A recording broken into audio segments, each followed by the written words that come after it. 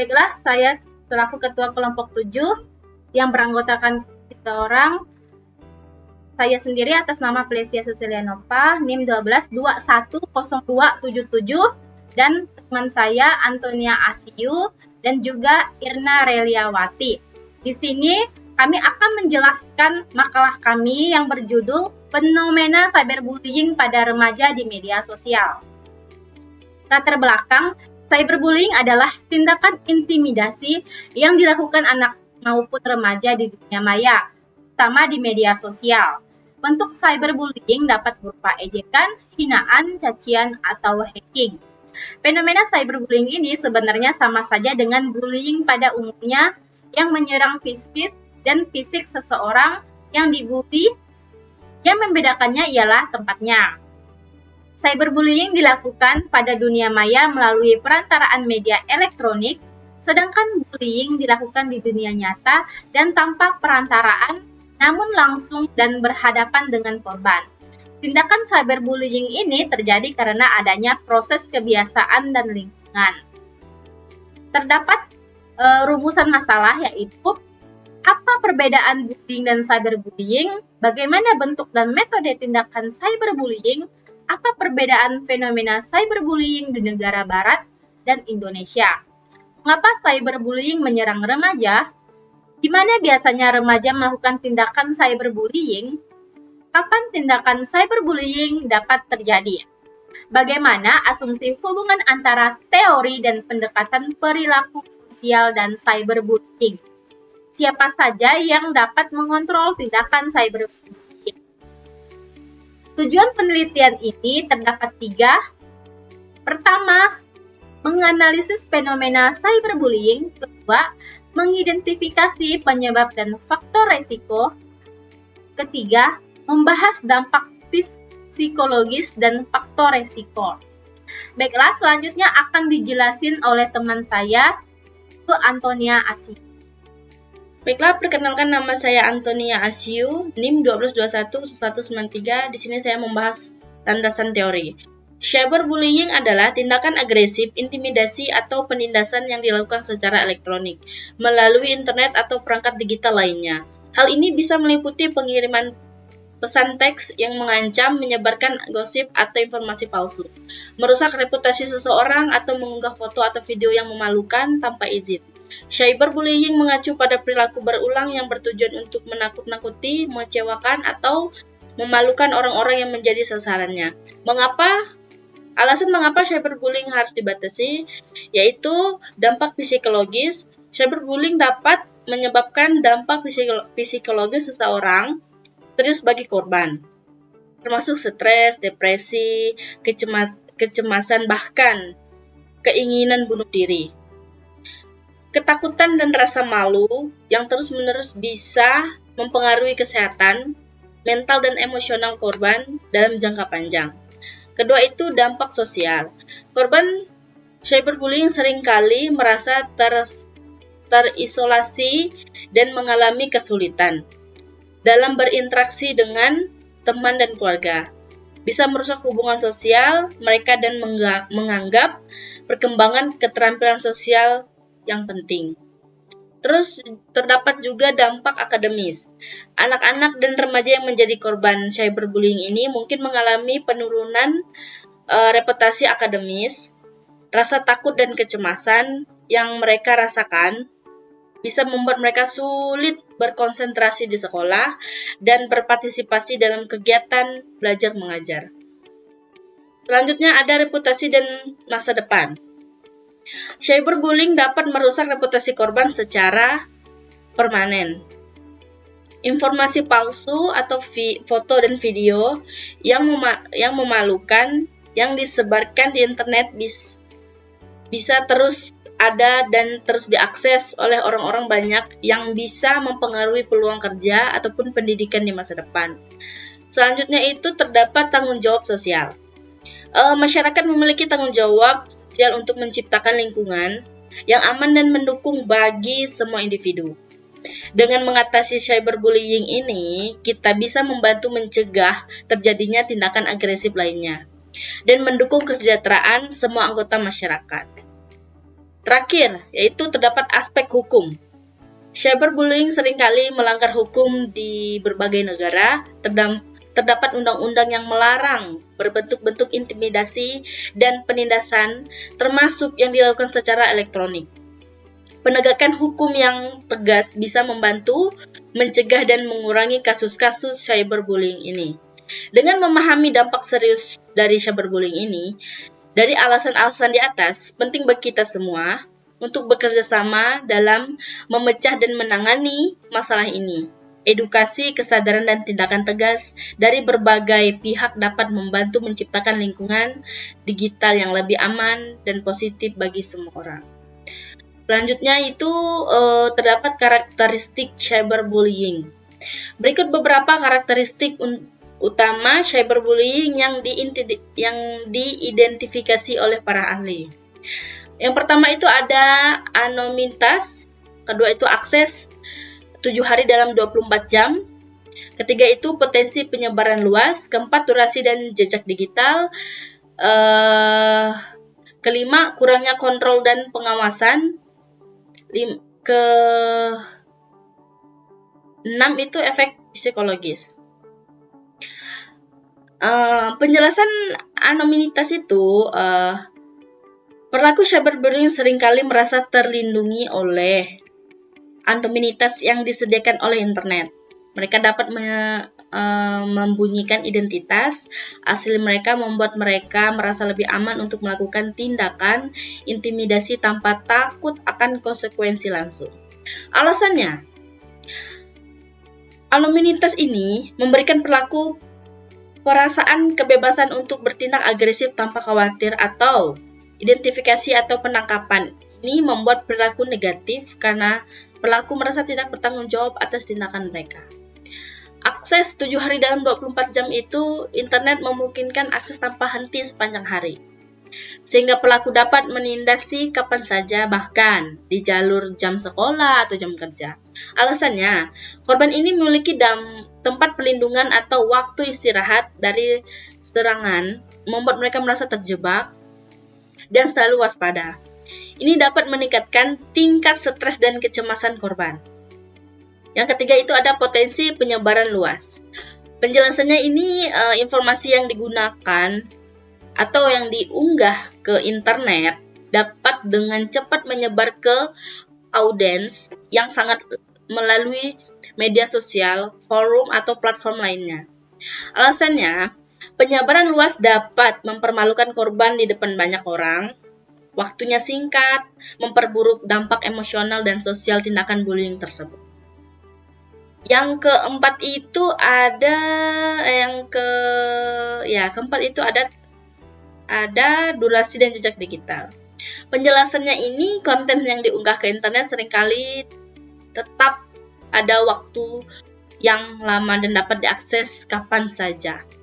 Alasannya itu korban mungkin terus-menerus diingatkan akan pengalaman mereka karena jejak digital yang sulit dihapus yang dapat memperpanjang dampak psikologis dan emosional. Kelima itu kurangnya kontrol dan pengawasan.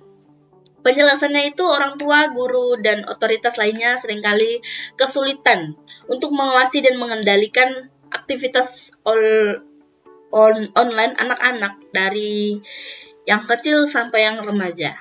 Alasannya kurangnya pengawasan membuat pelaku merasa lebih leluasa untuk melakukan intimidasi, sementara korban merasa tidak memiliki tempat untuk mencari bantuan atau dukungan. Yang keenam itu efek psikologis. Penjelasannya, cyberbullying dapat memiliki dampak psikologis yang sering terjadi seperti depresi, kecemasan, kerendahan harga diri, dan bahkan pemikiran atau tindakan penuh bunuh diri. Alasannya, efek psikologis ini disebabkan oleh kombinasi dari intimidasi terus-menerus, rasa malu publik, dan perasaan tidak berdaya. Korban seringkali merasa tidak ada jalur keluar dari situasi mereka, yang dapat mempengaruhi kondisi mental mereka. Jadi, dengan memahami karakteristik ini, kita dapat lebih baik mengidentifikasi, mencegah, dan menangani kasus cyberbullying ini, serta memberi dukungan yang diperlukan bagi para korban. Selanjutnya itu terdapat jenis-jenis cyberbullying. Yang pertama, itu terdapat penghinaan atau disebut flaming dalam bahasa Inggrisnya. Kedua, gangguan atau harassment. 3. Pencemaran nama baik atau denigration. 4. Penyebaran gambar dan video memalukan atau outing. 5. Penipuan identitas atau impression. 6. Pembuatan grup penghinaan atau exclusion. 7. Penghinaan berbasis seksual atau cyberstalking. 8. Penghinaan tersembunyi atau trickery. Itu penjelasannya. Penghinaan atau flaming adalah tindakan pengiriman pesan kasar, marah, atau penghinaan secara online dengan maksud untuk memicu perdebatan antara penyakit perasaan seseorang. Alasannya, flaming bisa menyebabkan konflik berpanjangan dan meningkatkan ketegangan di antara penggunaan internet, serta dapat menyebabkan stres emosional yang signifikan pada korban. 2 itu gangguan atau harassment. Penjelasannya itu gangguan atau harassment adalah pengiriman pesan yang mengganggu, mengancam, atau menyakitkan secara berulang-ulang kepada seseorang. Alasannya, gangguannya terus-menerus bisa membuat korban merasa tertekan, cemas, dan tidak aman, baik dalam kehidupan online maupun offline. Pencemaran nama baik atau denigration. Itu penjelasannya, pencemaran nama baik adalah penyebaran informasi palsu atau penyesatan tentang seseorang dengan tujuan merusak reputasi mereka. Alasannya, pemecahan nama baik dapat menghancurkan reputasi sosial dan profesional korban, penyebaran isolasi sosial, dan merusak kehidupan pribadi. 4 itu penyebaran gambar atau video memalukan, atau yang sering disebut outing. Penjelasan outing adalah tindakan berbagai informasi pribadi, gambar atau video memalukan tentang seorang tanpa izin mereka. Alasannya, outing dapat menyebabkan rasa malu yang mendalam dan terhianati, serta bisa berdampak negatif pada kesehatan mental seseorang atau korban. 5. Penipuan identitas atau impersonation. Penjelasannya, penipuan identitas adalah tindakan yang menyamar sebagai orang lain secara online untuk menyebarkan informasi palsu atau memicu konflik. Alasannya, penipuan identitas dapat merusak reputasi korban, menimbulkan masalah hukum dan gangguan hubungan pribadi secara profesional mereka. 6. Pembuatan grup penghinaan atau exclusion. Penjelasannya itu, exclusion adalah tindakan sengaja mengucilkan seseorang dari grup online atau komunitas, serta membuat grup dengan tujuan menghina atau merendahkan orang tersebut. Alasannya, pengucilan dapat menyebabkan perasaan tidak diinginkan dan isolasi sosial yang dapat mempengaruhi kesehatan mental dan emosional korban. 7 itu penghinaan berbasis seksual atau cyberstalking. Penjelasannya, cyberstalking adalah penggunaan internet untuk menguntit atau melecehkan seseorang secara seksual, termasuk pengiriman pesan seksual yang tidak diinginkan atau mengancam. Alasannya, penghinaan berbasis seksual ini bisa disebabkan trauma psikologis yang mendalam, kekuatan yang terus-menerus, dan merusak rasa aman korban. 8 yang terakhir, penghinaan tersembunyi atau tracker. Penjelasannya, tracker adalah tindakan penipuan seorang untuk mengungkapkan informasi pribadi atau memalukan yang mudah dibagikan kepada orang lain tanpa izin. Alasannya, penghinaan tersembunyi dapat merusak kepercayaan korban terhadap orang lain, menyebabkan rasa malu yang mendalam, dan dampak negatif pada kesehatan mental mereka. Dari semua jenis-jenis tadi, kita lebih memahami berbagai jenis cyberbullying Dan alasan mengapa tindakan ini merugikan sangat penting untuk memecahkan dan menangani masalah ini. Dengan lebih efektif, edukatif, kesadaran tentang dampak negatif cyberbullying membantu menciptakan lingkungan digital yang lebih aman dan positif. Selanjutnya saya akan menjelaskan upaya pencegahan dan penanggulangan. Berikut adalah beberapa strategi efektif untuk pemecahan dan penanggulangan cyberbullying berdasarkan penelitian dan praktek terbaik. A itu ada pencegahan. 1. Edukasi dan kesadaran. 2. Penggunaan. 3. Kampanye anti-bullying. Kita jelaskan satu-satu. Edukasi dan kesadaran itu penjelasannya memberikan pendidikan kepada siswa, orang tua, dan tenaga pendidikan tentang bahaya dan dampak negatif cyberbullying. Ini termasuk informasi tentang bagaimana mengenali cyberbullying, cara melapornya, dan pentingnya bersikap bijaksana saat menggunakan media sosial.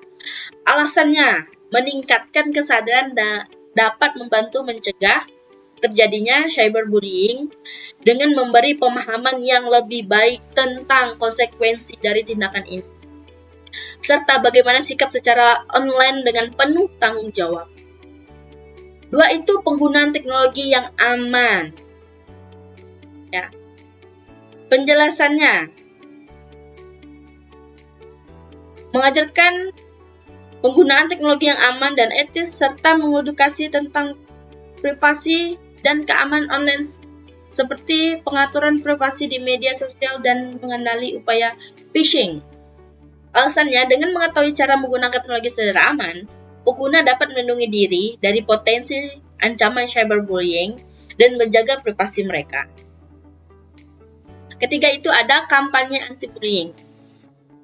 Jelasannya itu mengadakan kampanye anti-bullying ini di sekolah, komunitas, dan melalui media sosial untuk dipromosikan secara positif dan menolak perilaku bullying. Alasannya, kampanye dapat menyebarkan pesan positif, meningkatkan solidaritas di antara siswa, dan mendorong lingkungan yang lebih aman dan mendukung. B itu terdapat penanggulangan. 1 itu ada pelaporan dan tindak lanjut.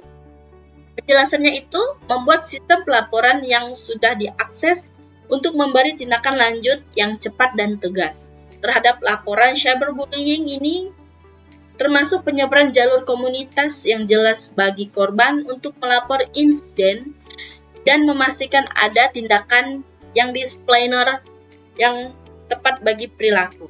Alasannya, pelaporan yang efektif dapat memastikan bahwa insiden bullying ditangani dengan serius dan korban mendapatkan pelindungan yang mereka butuhkan. Kedua itu ada dukungan psikologis.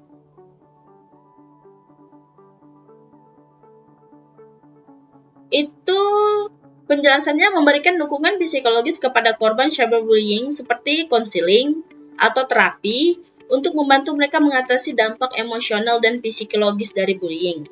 Alasannya, dukungan psikologis ini sangat penting untuk membantu korban pulih dari trauma untuk mengembangkan maksime coping yang sehat. Ketiga itu dampak pendamping sosial ya. Di sini salah. Sebenarnya pendamping sosial, bukan dukungan psikologis lagi.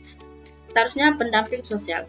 Penjelasan pendamping sosial itu selain mendukung psikologis, korban juga membutuhkan dukungan sosial dari keluarga, teman, dan komunitas untuk membangun kembali kepercayaan diri dan merasa diterima.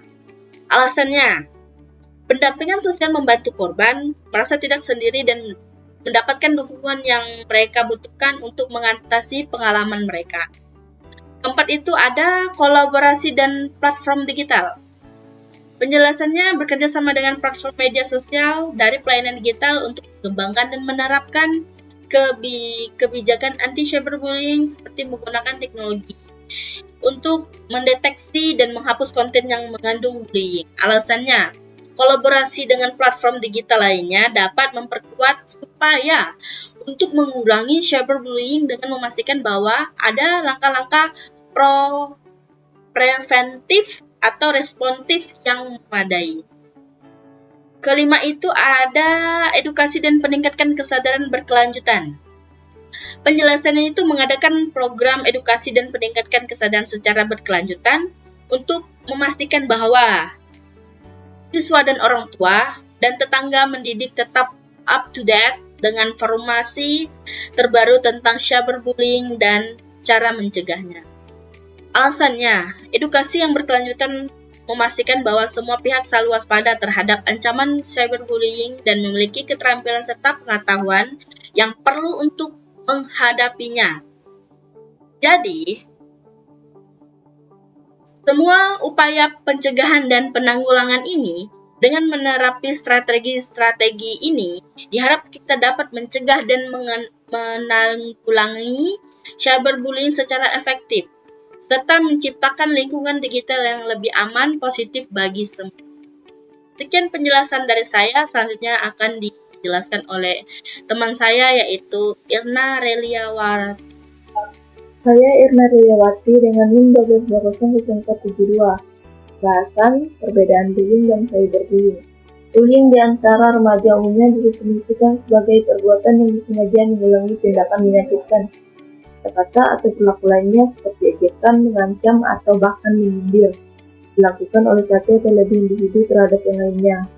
Bullying dapat dilakukan secara fisik, psikologis, sosial, ataupun verbal dengan kekuatan masing-masing pihak tidak sesuai dan hanya menguntungkan atau membawa kepuasan salah satu pihak.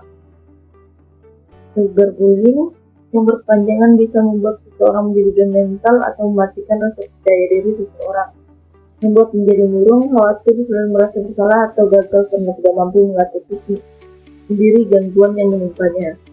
Bahkan ada pula korban cyberbullying yang berpikir untuk mengakhiri hidupnya karena tidak tahan lagi diganggu. Remaja korban cyberbullying akan mengalami stres yang bisa memicu melakukan tindakan-tindakan rawan. Masalah seperti mencontek, bolos, lari dari rumah, dan bahkan minum minuman keras atau menggunakan narkoba.